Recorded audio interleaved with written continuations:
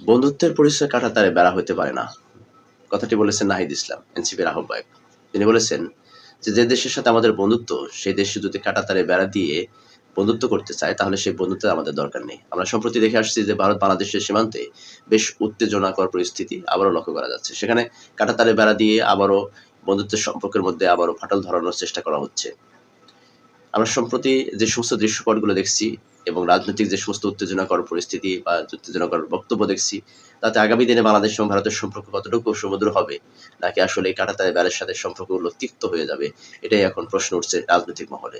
কারণ দুই দেশের রাজনৈতিক নেতৃবৃন্দ যেভাবে বক্তব্য দিয়ে যাচ্ছেন এবং হিংসাত্মক যে সমস্ত কথাবার্তা বলছেন, এই কথাবার্তার পরিপ্রেক্ষিতে আগামী দিনে বাংলাদেশের সাথে ভারতের সম্পর্ক কোথায় গিয়ে দাঁড়ায়, এটাই এখন প্রশ্ন।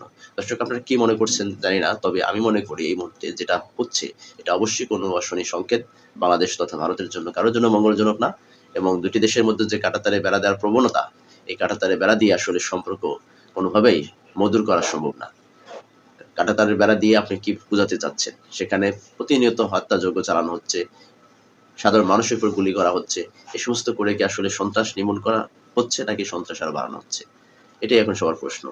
আমি মনে করি সেখানে অবৈধ কাজ হয়, ঠিক আছে। যারা প্রকৃত অপরাধী, তাদেরকে অবশ্যই আইনের আওতায় আনা উচিত। কিন্তু সাধারণ মানুষকে এই সমস্ত অপরাধীদের নামে তাদেরকে হত্যা করা, এটা অবশ্যই বেআইনি কাজ।